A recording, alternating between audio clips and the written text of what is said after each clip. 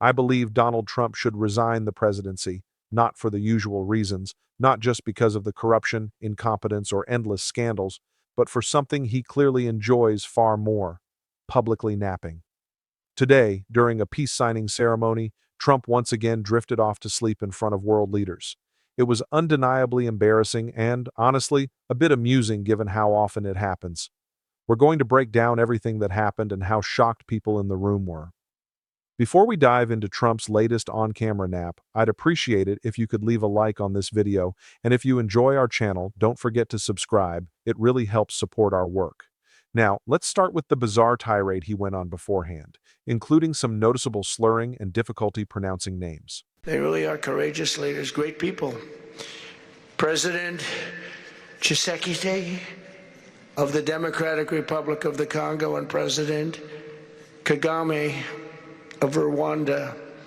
They are amazing people, and they had stories to tell me that were incredible. Really fascinating in so many different ways. Sad and beautiful, both sad and beautiful, and today makes them beautiful. It was definitely not a strong start to the day for Donald Trump, struggling to make it through even the simplest names. He always blames the teleprompter, attacking the words instead of admitting he just can't read them. Lately, he sounds tired all the time, more slurring, long pauses, and the sense that he's forcing each word out. But no matter how exhausted or out of it he seems, Trump always finds the energy to praise one person, himself. As usual, he took a moment to shower Donald Trump with admiration, proving he never misses a chance to fanboy over his favorite subject, Donald Trump.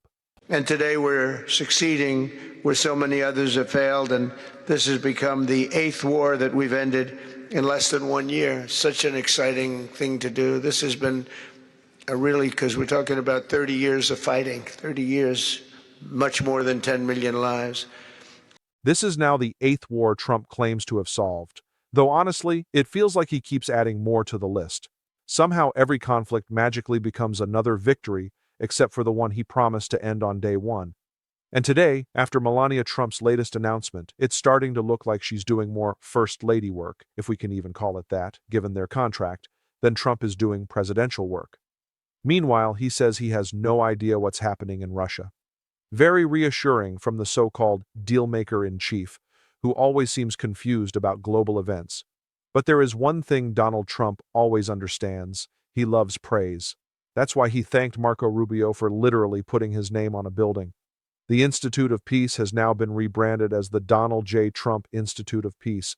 Yes, it's as ridiculous as it sounds, and at the end of his rambling speech he had this to say.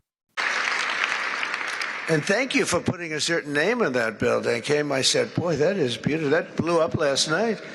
They said, that's a great honor. It really is. On this building, it's a great honor. Thank you very much. I assume you had a lot to do with that. Just a little bit, yeah. Thank you. Appreciate it. Can he ever take even a moment to focus on anyone but himself? Just one single moment of staying quiet, not talking, and not acting like a constant narcissist. It's impossible for him, because deep down, he knows how weak he is right now. And that's exactly why we should keep pointing it out, especially since it infuriates him so much. Meanwhile, Marco Rubio, now serving as Secretary of State, seems to think his entire job is to constantly flatter Donald Trump.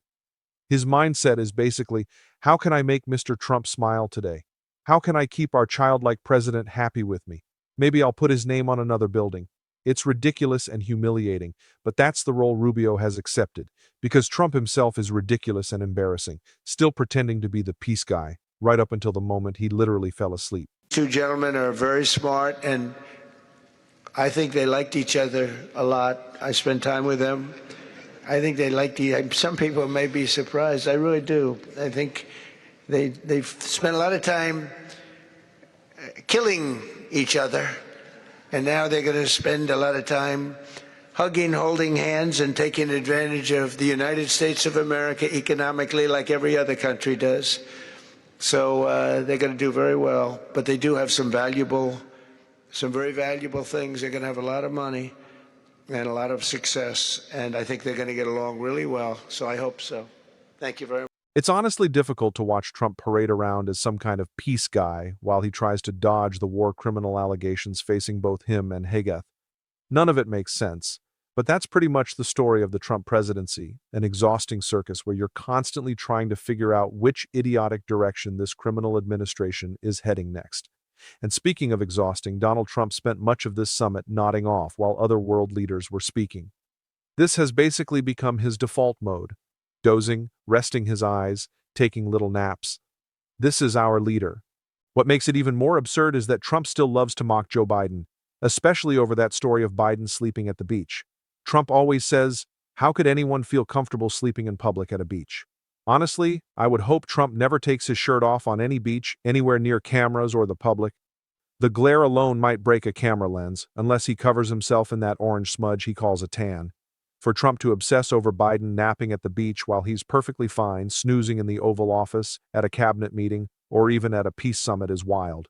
Hats off, I guess. I struggle to sleep on a plane, and here he is taking a casual siesta at global events. But hey, doing nothing all day, watching Fox News and throwing ketchup at walls must be exhausting. Somehow, Donald Trump always finds a way.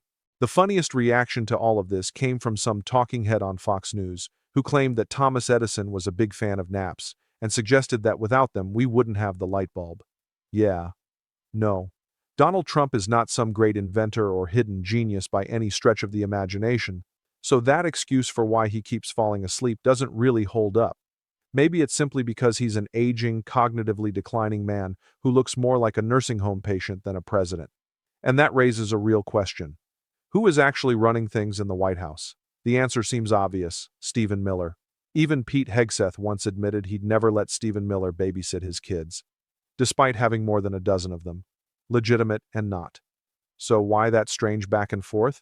Because Miller has reportedly boxed Hegseth out. Understandable, considering Hegseth's own controversies. Adam Schiff breaks down even more of this right here. Well, I think it's important to remember that all of this campaign, this military campaign, is unlawful, unconstitutional. Congress has not authorized these actions. There's no imminent threat of invasion or attack from Venezuela. So all of this is unlawful. But if there was an order to deliberately kill these two survivors, that moves unlawful, unconstitutional into the realm of war crimes.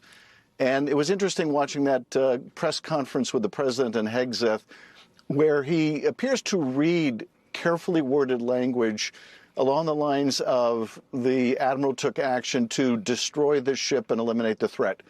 And I think the reason he worded it that way, the reason probably lawyers told him to word it that way, is they want to, I think, try to distinguish, oh no, they weren't trying to kill the survivors, they were just trying to destroy the boat they were on.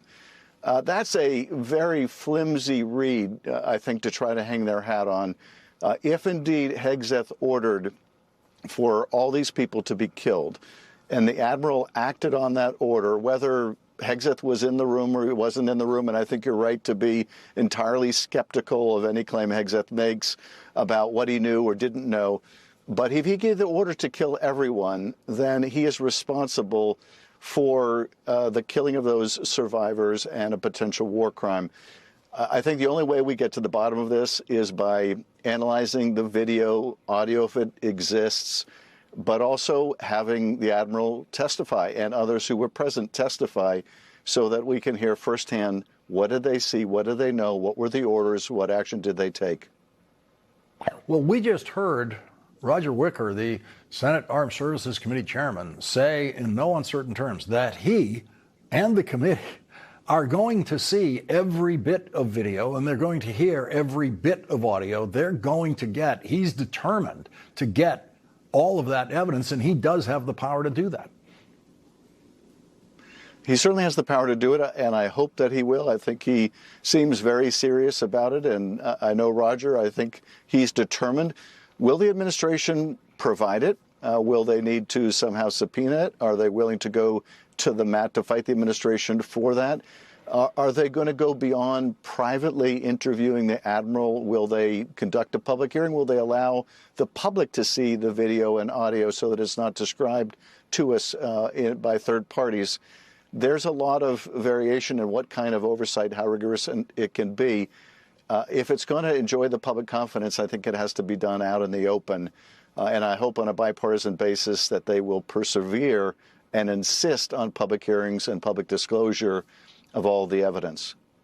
It does seem that we will eventually get there, either through this year's, the coming year's hearings in the House and the Senate in investigations, or when the Democrats control at least the House of Representatives, as they are likely to after next year's election, and then you will see unencumbered investigations of this sort of thing. And then, of course, there is the next presidency. If the next presidency has a Democratic administration with an attorney general chosen by a Democratic president, this is a criminal investigation that could be opened on day one. I think all that is very true, and it's part of the reason why Senator Kaine, myself, Rand Paul have introduced resolutions and may introduce yet another to make it clear that Congress is not authorizing these actions. These actions expose our service members to physical harm, but as we made the case the last time we brought up one of these war powers resolution, it also exposes these service members to legal harm, to legal exposure, and now we see that. Hegsth is a war criminal, and he must be prosecuted and held fully accountable, period. There's nothing complicated about it, and every Democrat should take that stand without hesitation. This administration, filled with people who have avoided accountability their entire lives, needs to understand what real consequences look like. And we're going to keep talking about it on this show every single day. If you support that mission, make sure to subscribe, like this video, and if you made it to the end, drop a blue heart in the comments. Don't forget to hit the notification bell so you never miss our breaking news updates. We've got plenty coming. Keep fighting. Don't let them silence you. And until next time, I'll see you.